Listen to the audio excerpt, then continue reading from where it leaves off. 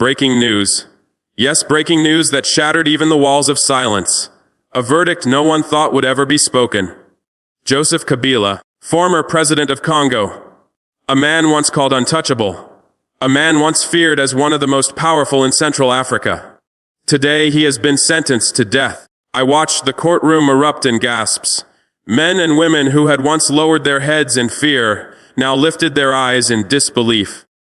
Journalists who for years had written lies to shield him rushed like vultures to spread the story, their voices trembling as they repeated the sentence. And within hours, the shock tore across Africa, through Europe, and around the globe.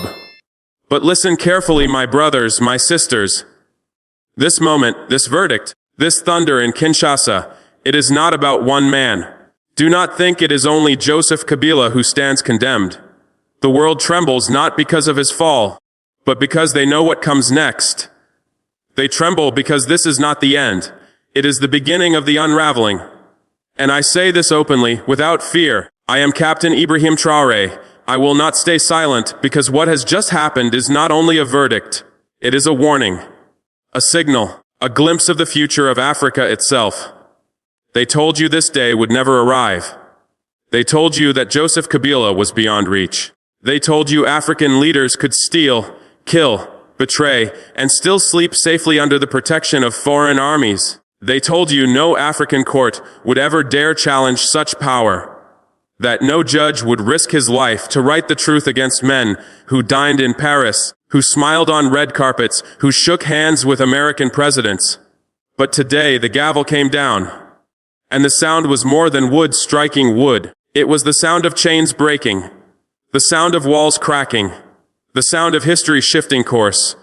Joseph Kabila sentenced to death, and the world trembles. But I ask you, why should the world tremble at the fall of one man? No, the fear is deeper. The fear is because this is not about Joseph Kabila. This is about the machine that made him. A system built to teach African rulers that blood is cheap, that power belongs only to those who sell their people for gold, oil, and diamonds.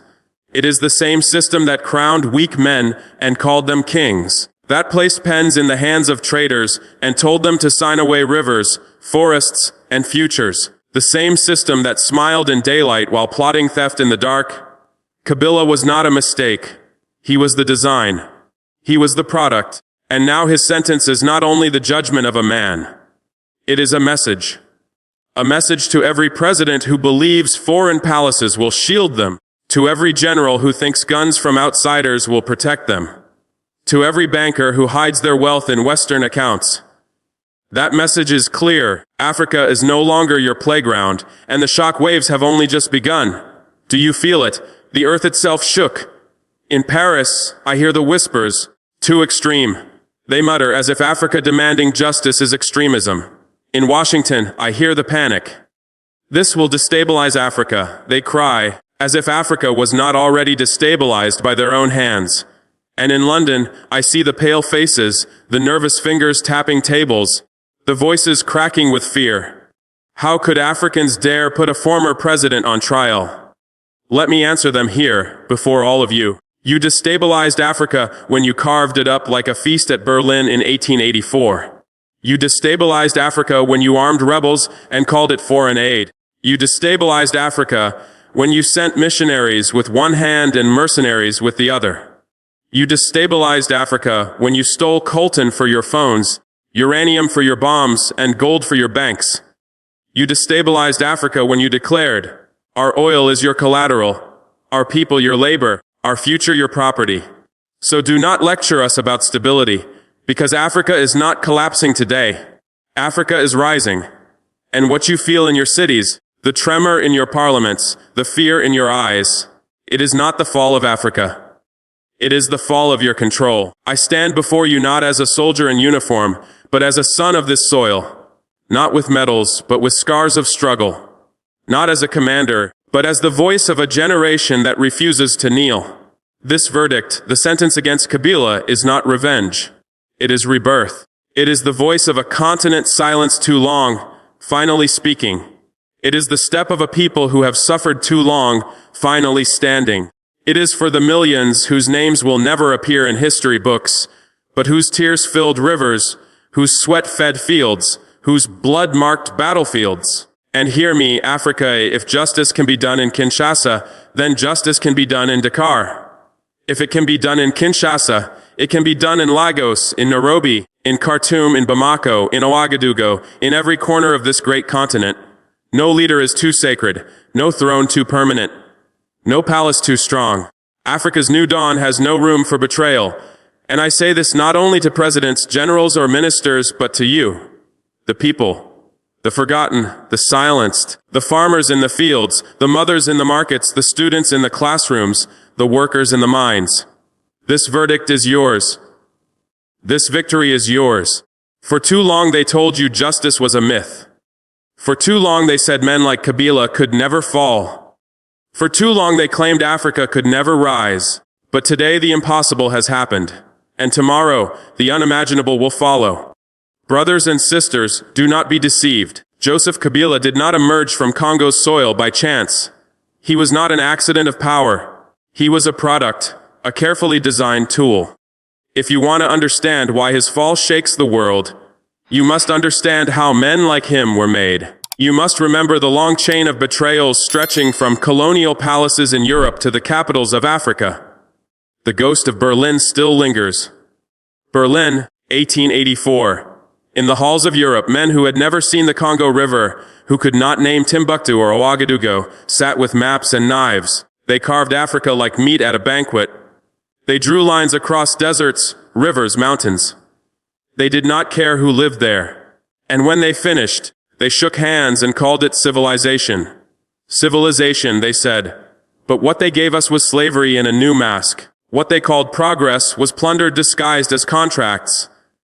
What they called development was destruction dressed in a suit.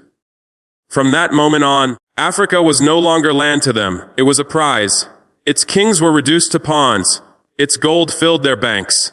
Its children became their labor. And Congo, oh Congo, became the bleeding heart of that theft. Leopold II of Belgium turned Congo into his personal empire of misery. Rubber, ivory, gold. He ripped them out with chains, with whips, with mutilations that still haunt our memory. Millions perished, and yet Europe called it a success, a civilizing mission. What they truly built was the age of puppets. When the curtain fell on direct colonialism, they promised freedom, they promised independence. Flags rose, anthems filled the air, but the chains were never broken, they were only polished. Colonial governors were replaced by African faces, but behind those faces stood the same banks in Europe, the same armies, the same hands pulling the strings in Paris, Washington, and London. They gave loans, not for schools, not for hospitals, but to chain nations in debt. They gave weapons, not to defend the people, but to silence them. They gave praise, not for justice, but for obedience. And whenever a leader dared to rise for his people, he was destroyed. Patrice Lumumba in Congo, Thomas Sankara in Burkina Faso, Kwame Nkrumah in Ghana. They were not silenced because they failed, but because they dared to succeed without permission. And from this poisoned soil came Joseph Kabila. He was not raised to serve his people. He was trained to serve the system. He was taught that leadership meant privilege, not sacrifice.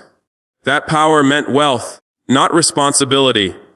That politics was not about protecting the people, but about protecting contracts signed in foreign languages and sealed in foreign capitals. He became exactly what they wanted him to be, a man who smiled on stages while his people cried in silence.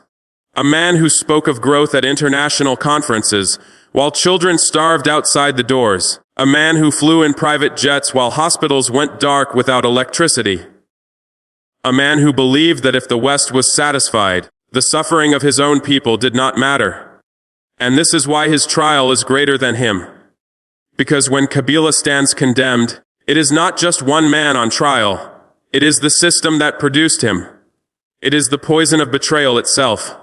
Do you know what betrayal looks like? It looks like villages without water while gold is shipped abroad. Betrayal looks like soldiers unpaid while presidents pocket millions in development aid. It looks like mothers giving birth on dirt floors while leaders sign old deals in 5-star hotels. Betrayal is not just corruption. It is an entire architecture of deception. It is leaders pretending to serve while quietly selling. It is parliaments passing laws written in foreign capitals. It is schools teaching children to admire the very nations that enslaved their ancestors. This betrayal has lasted for generations, and each generation of traitors was rewarded. They were given Swiss bank accounts, French villas, American bodyguards. Their people were given hunger, war, and graves. And yet the African people endure. Despite chains we walk, despite wounds we rise, despite betrayal, we remember. They thought they erased Lumumba when they killed him. But his words still live in every African heart. They thought they erased Sankara when they shot him. But his spirit still rides in every struggle. They thought they silenced Nkrumah with coups, but his dream of a united Africa grows stronger each day. The people endure because truth cannot be killed. Because justice may be delayed, but never denied forever. Because history remembers. And now, that memory has awakened. It awakened in Kinshasa. It awakened in the verdict against Kabila. And it will not sleep again. So let the world tremble. Not because Joseph Kabila has fallen, but because the system that made him is collapsing. Let the banks tremble. For the secret accounts they hid now stand under the eyes of the people. Let the corporations tremble. For contracts signed in shadows are dragged into the light. Let the presidents tremble. For the palaces built on betrayal now shake beneath their feet. This is the warning: the age of puppets is ending. The age of lions is beginning. Africa will no longer kneel. I hear the whispers in Paris. Too extreme, they say, as if justice for Africa is extremism. I hear the panic in Washington. This will destabilize Africa. They cry, as if Africa has not been destabilized by their hands for over a century. And in London I see pale faces, trembling lips, uneasy parliaments. How dare Africans put a former president on trial? Let me answer you now, before Africa and before the world. You destabilized Africa when you carved it like meat at Berlin in 1884. You destabilized Africa when you drew lines through kingdoms, families, and tribes and called it order. You destabilized Africa when you stole millions of hands and shipped them across the ocean as slaves, then pretended to abolish slavery while replacing it with colonialism. You destabilized Africa when you armed rebels, funded coups, and called it policy. You destabilized Africa when you sent missionaries with one hand and mercenaries with the other. You destabilized Africa when you stole coltan for your phones, uranium for your bombs, diamonds for your rings, cocoa for your chocolate, and left nothing but poverty behind. You destabilized Africa when you said, "Our oil is your collateral, our gold is your reserves, our future is your playground." And today you dare lecture us about stability. No, gentlemen. No, ladies. It is not Africa that is destabilized today. It is you. It is your grip, your illusion of control, your empire of theft that trembles. For centuries, your power rested not only on your weapons, not only on your banks, but on our fear. You told our leaders, do not resist, do not question, do not dream. If you obey, you will live in comfort. If you resist, you will die. And too many obeyed. Too many knelt. Too many sold their souls for crumbs from your tables. But today in Kinshasa, fear collapsed. When Joseph Kabila heard his sentence, the silence that followed was not weakness. It was freedom. The courtroom did not gasp in fear. They gasped because the chains of fear had finally broken. And I tell you this, when one people lose fear, others will follow. Today Kinshasa, tomorrow Ouagadougou, next week Bamako, next month Dakar, next year Africa entire. The fear you depended on is gone, and when fear dies, empires collapse. To the corporations who hide behind governments, who think their hands are clean because they wear suits instead of uniforms, I see you. Your oil companies that poison rivers while drilling our land. Your mining giants that strip our soil for cobalt, for coltan, for gold, while our children breathe dust and die hungry. Your banks that stash the stolen billions of presidents, then lecture us about corruption. I tell you, your time is ending. The contracts signed in darkness will be torn in daylight. The wealth you drained will no longer flow freely. The people you treated as disposable labor are awake, and they will no longer serve you.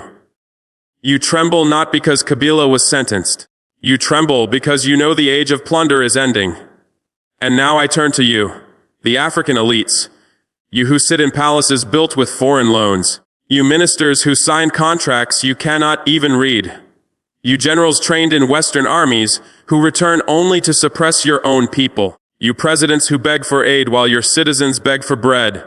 Listen well. Do not sleep comfortably tonight. Do not imagine your foreign bodyguards will protect you when your own people rise. Do not think your Swiss accounts will save you when your nations crumble. Do not believe your photo ops with foreign presidents will shield you when justice comes knocking. The tide has turned. The people have awakened. The verdict against Joseph Kabila is only the first wave. Those who sold oil for bribes, your names are known. Those who traded uranium for crumbs, your names are known. Those who let their people starve so they could dine with IMF chiefs, your names are known. Those who smiled at UN banquets while their people buried children, your names are known. Those who opened borders to foreign troops while closing their ears to their own citizens, your names are known. And justice is coming. Not the justice of foreign courts, not the justice of Western lawyers, but the justice of your people, the justice of this continent, the justice of history itself. And to the people of Africa I say, do not wait. Do not wait for permission to demand justice. Do not wait for foreign observers to certify your courage. Do not wait for elites to grow a conscience. They will not. Stand tall. Rise together. Remember this? Justice is possible. Today you saw it in Kinshasa. Tomorrow you will see it in Ouagadougou, in Bamako, in Accra, in Addis Ababa. For too long they told you that you are weak, that you cannot stand against power, that you must forgive and forget while your children starved. But no more, no more. Today is not the end, it is the beginning. And from this beginning a new Africa will rise. I stand before you not as one man, but as the echo of millions. I do not mourn the fall of Joseph Kabila. I declare the fall of fear, the fall of betrayal, the fall of the system that made him. This is not the end of a story. It is the first chapter of a new one, a story where no leader is above justice, where no palace is too strong, no throne too permanent, no betrayal too hidden, a story where Africa no longer whispers its pain. Africa roars its truth. Let the world tremble today because one man has fallen. But tomorrow they will tremble because an entire continent has risen. From Ouagadougou to Kinshasa, from Bamako to Addis Ababa, from Dakar to Johannesburg, Africa is rising. And hear me clearly, so no one can twist these words. We are no longer colonies. We are no longer puppets. We are no longer slaves to debt, to corruption, to fear. We are the sons and daughters of warriors, the heirs of kingdoms Europe tried to erase, the voice of the future that no empire can silence. And we are ready. So let the banks hear me. Let the corporations hear me. Let the governments of the West hear me. Let every trader hiding in palaces hear me. Let every young African standing in the streets hear me. This is Africa's hour. This is Africa's dawn. This is Africa's revolution. The verdict in Kinshasa was not just a gavel falling. It was the sound of chains breaking, the sound of empires collapsing, the sound of a continent awakening. And no matter how much they tremble, no matter how hard they resist, they cannot stop what has already begun.